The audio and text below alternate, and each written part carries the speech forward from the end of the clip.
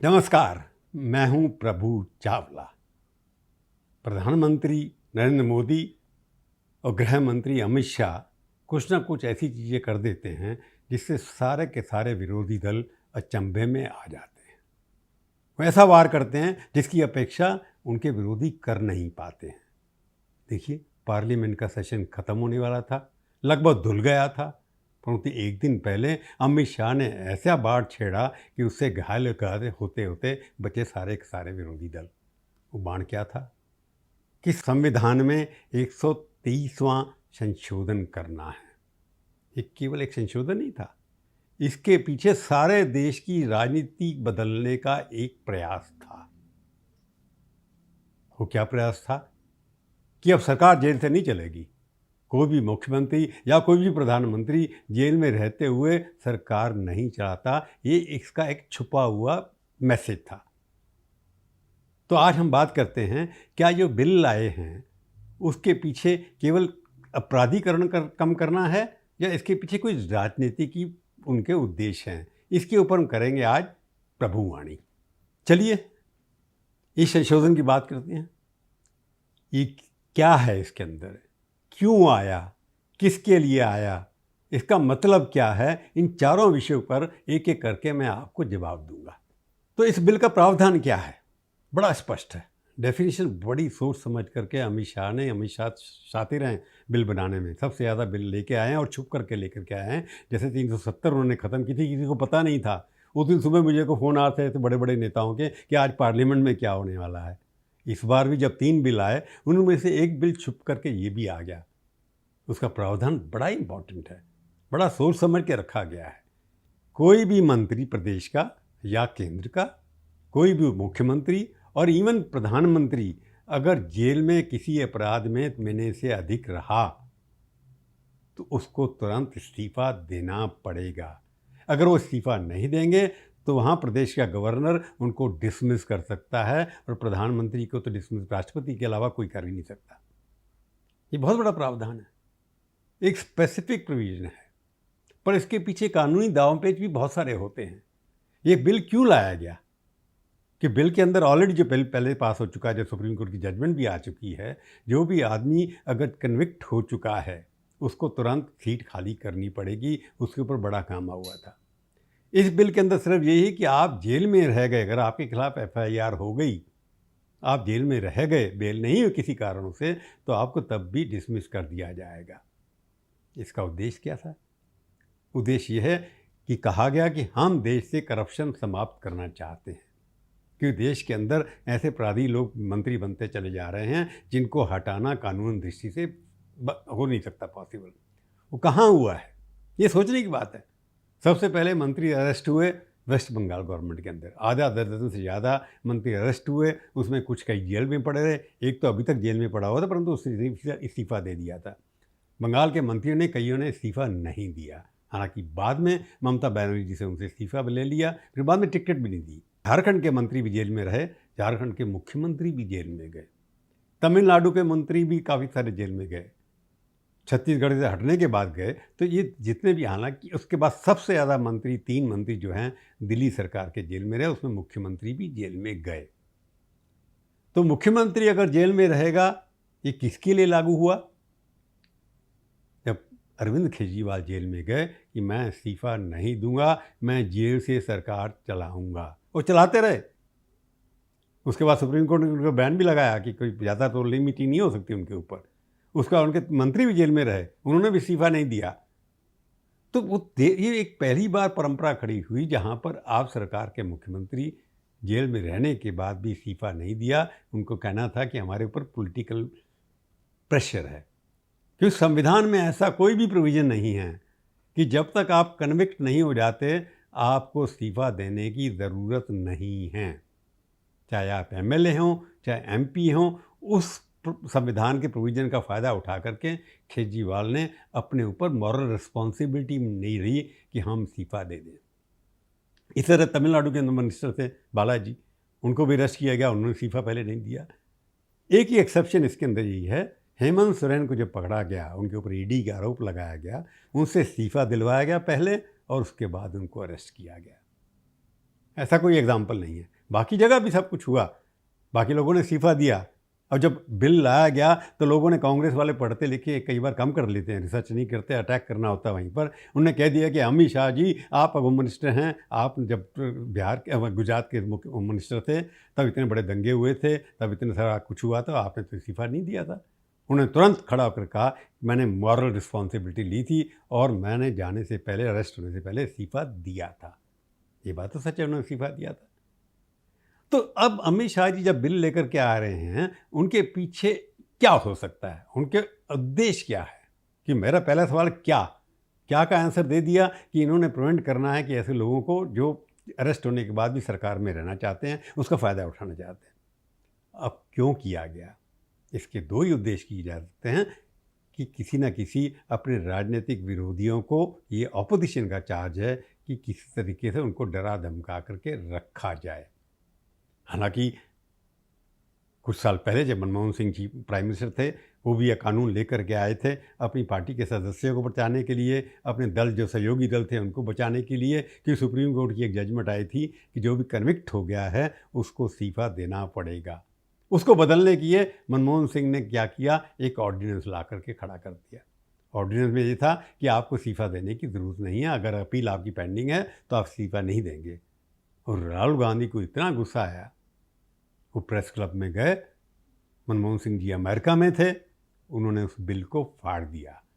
तो उस बिल के अंतर्गत ये था कि किसी तरीके को भी कन्विक्ट, जैसे लालू प्रसाद के ज़्यादा कन्विक्ट होने वाले थे या कोई और नेता कन्विक्ट उनकी पार्टी के होने वाले थे, उनको बचाने के लिए ये बिल लाया गया था, ऐसा आरोप उनके ऊपर लगा। परंतु जब ऑर्डिनेंस फाड़ दिया तो ऑर्डिनेंस विड्रॉ हो गया। उसके बाद जितने भी नेता हैं उन सबको इस्तीफा देना पड़ा। उसी लॉ के अंतर्गत राहुल गांधी को खुद इस्तीफा देना पड़ा। जो डिफेमेशन केस के अंदर उनको सजा हुई थी, उन्होंने भी इस्तीफा दिया और दोबारा इलेक्शन लड़ा।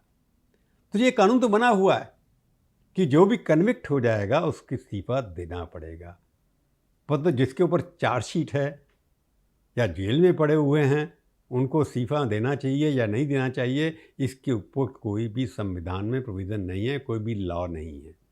तो उस जो लूप होल है उसको प्लग करने के लिए अमित शाह ये बिल ले करके आए हैं।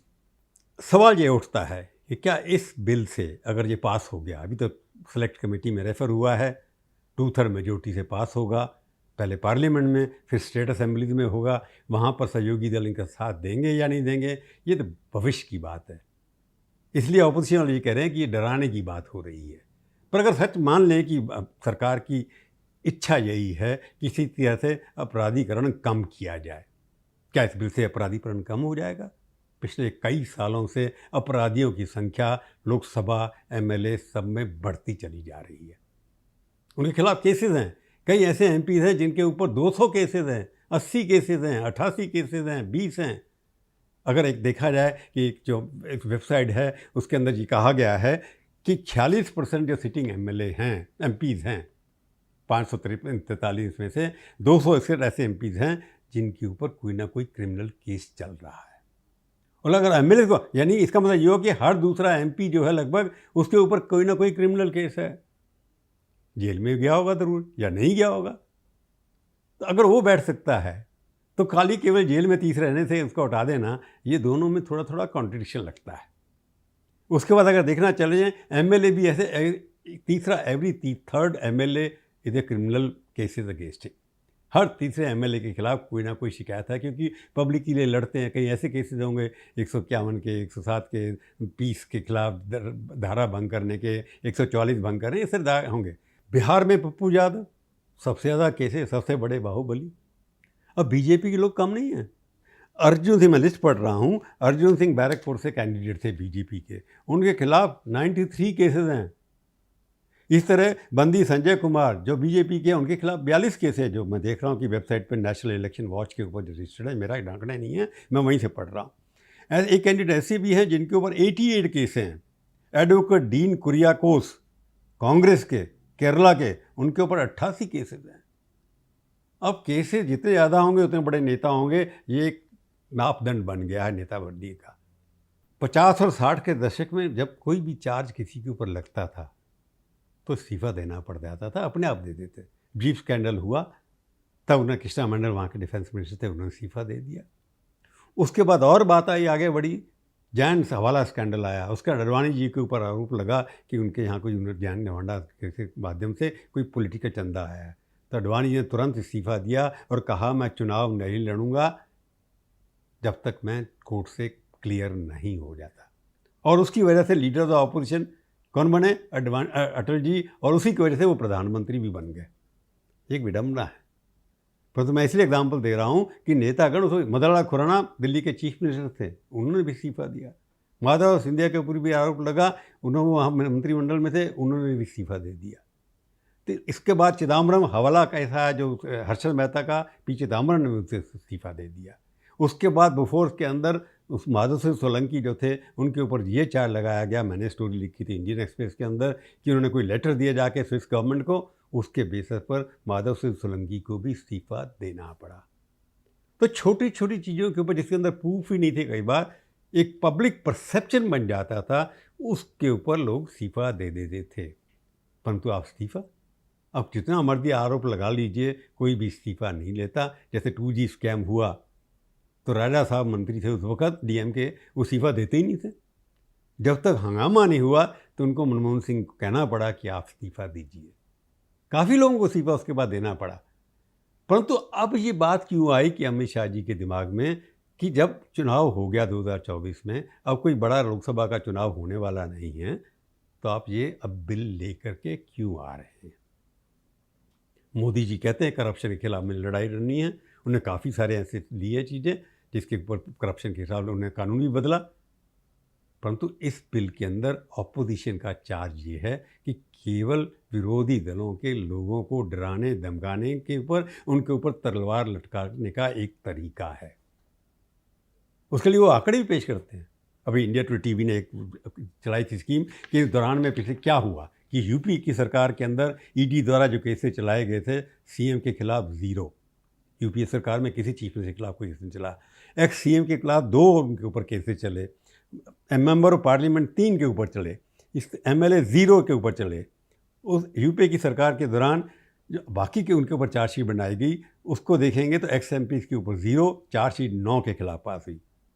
तो कांग्रेस का कहना ये है कि जब से एनडीए सरकार आई, 2 तो चीफ मिनिस्टर आपने बंद कर दिए, उनके खिलाफ केस बनाए, एक्स सीएम 14 के खिलाफ बनाए, आपने मेंबर पार्लियामेंट 19 को पकड़ा, एमएलए 21 को पकड़ा। सबसे ज़्यादा केसें आपने चार्जशीट 32 जो है ऑपोजिशन के खिलाफ पास की, और कन्विक्शन रेट बहुत कम है, 9% भी नहीं है। हेमंत सोरेन को बंद किया, केजरीवाल साहब को बंद किया, तमिलनाडु के मिनिस्टर्स को बंद किया। तो इस आंकड़ों से ये लगता है कि सबसे ज़्यादा केसेस ऑपोजिशन लोगों के ऊपर बनते चले गए। चंद्रबाबू नायडू के ऊपर भी केस है, उनको बेल सुप्रीम कोर्ट से मिली हुई है अभी तक। इस लॉ के बाद क्या होगा अगर पास हो गया, क्या किस तरह के होता है। परंतु इसके अंदर वीकनेस सबसे ज़्यादा है। हो सकता है कि सेलेक्ट कमेटी में जब जाएगा कि किसी भी इंस्पेक्टर के पास ये पावर है कि वो भी चार्जशीट किसी के खिलाफ FIR दर्ज करा दे, तो अपने आप अपने चीफ मिनिस्टर को भी पकड़ सकता है वो। हालांकि 17A एंटी करप्शन लॉ है, उसके अंदर 17A है जिसके अंदर आपको परमिशन लेनी पड़ेगी। परंतु ईडी के पास ये परमिशन लेने की ज़रूरत नहीं है। ईडी केवल किसी FIR को उठा के कर सकती है। अगर आंकड़ों के बेसिस पर चला जाए तो ये लगता है कि ऑपोजिशन का चार्ज में कुछ दम है कि इसको केवल विरोधी दलों के लिए यूज़ किया जाएगा धीरे धीरे। और जो राहुल गांधी या प्रियंका गांधी या असदुद्दीन, बाकी ऑपोजिशन लीडर कहते हैं कि डेमोक्रेसी को ख़त्म करने की एक षड्यंत्र है। परंतु मेरे को लगता नहीं कि इससे डेमोक्रेसी ख़त्म हो जाएगी, कि भारत की डेमोक्रेसी बहुत स्ट्रांग है। परंतु सवाल ये उठता है कि राजनीति का अगर शुद्धिकरण करना है तो जेल से ही क्यों शुरू करते हैं? कई बार डिस्कशन हुआ, कई बार पार्लियामेंट के डिस्कशन हुआ, हज़ारों घंटे, 45 साल से मैंने पार्लियामेंट के अंदर काफ़ी भाषण सुनते हैं। आप कैंडिडेट चुनते समय वहीं पर शुद्धिकरण क्यों नहीं कर देते? जब आपके 60% कैंडिडेट्स आपके क्रिमिनल रिकॉर्ड के हैं, वहाँ पर ही शुद्धिकरण क्यों नहीं कर देते? उसमें प्रोविज़न होना चाहिए, पीपल रिप्रेजेंटेटिव एक्ट में परिवर्तन होना चाहिए कि कोई भी पार्टी ऐसे व्यक्ति को टिकट नहीं देगी जिसके खिलाफ केसेस क्रिमिनल सीरियस हैं। उसके ऊपर कोई चर्चा नहीं होती। ना बीजेपी में होती है ना कांग्रेस में होती है कि हम अपने कैंडिडेट को किसी को नहीं देंगे जिसके खिलाफ चेहरे होंगे। ये तो नीचे से शुरू होना चाहिए। मंत्री बन गया, मुख्यमंत्री बन गया, उसको आप जेल से डालने की तैयारी कर रहे हैं, और मुख्यमंत्री बनने तक तो आने नहीं दीजिए ना उसको। मुख्यमंत्री तभी आएगा जब उसको आप टिकट देंगे, कि उसे आपराधिक प्रवृत्ति चीफ मिनिस्टर बनने के बाद तो नहीं शुरू हुई ना, उससे पहले भी आपराधिक प्रवृत्ति का आदमी होगा वो। तो परिवर्तन अगर आना है, मूल परिवर्तन अगर हमारे को इस देश के अंदर अपराधीकरण को ख़त्म करना है, तो हर पॉलिटिकल पार्टी के कॉन्स्टिट्यूशन में परिवर्तन करना चाहिए। ये जो संशोधन लाया गया है, ये पार्टियों के संविधान में संशोधन होना चाहिए कि किसी क्रिमिनल को हम टिकट नहीं देंगे। अगर वहाँ से नहीं शुरू करेंगे तो ये जो मायना है इसको कई साल लगेंगे। इसके ऊपर सुप्रीम कोर्ट के अंदर भी जाएंगे कि ये बेसिक स्ट्रक्चर है कि जब तक लॉ क्या कहता है, I am innocent till I prove guilty, मैं तब तक इनोसेंट हूँ जब तक कोर्ट मेरे को सज़ा नहीं देती थी। अगर किसी चीफ मिनिस्टर को या किसी मिनिस्टर को आपने किसी केस में डाल के जेल में डाल दिया, उसको आपने डिसमिस कर दिया, अगर वो छूट गया तो क्या होगा? उसकी बदनामी होगी, क्या उसका भरपाई होगी? तो मेरे को लगता है इसके पीछे राजनीतिक नारा हो सकता है कि हम शुद्धिकरण करना चाहते हैं, क्रिमिनलाइजेशन पॉलिटिक्स का ख़त्म करना चाहते हैं, परंतु वो तभी होगा जब पॉलिटिकल पार्टीज़ का क्रिमिनलाइजेशन बंद होगा। आज की प्रभुवाणी इतनी ही, फिर मिलेंगे, फिर किसी और विषय पर बात करेंगे। तब तक देखते रहिए प्रभुवाणी, हर सोमवार से शुक्रवार रात 8 बजे। मेरी एक और प्रार्थना है आपसे कि आप मेरा शो ज़रूर देखिए, उसको लोगों में बांटिए, उसको अपनी टिप्पणी लिखिए, तीखी, मीठी, कड़वी, किसी किस्म की। मैं उसको पढ़ूंगा, परंतु आपसे नाराज़ नहीं होऊंगा। धन्यवाद।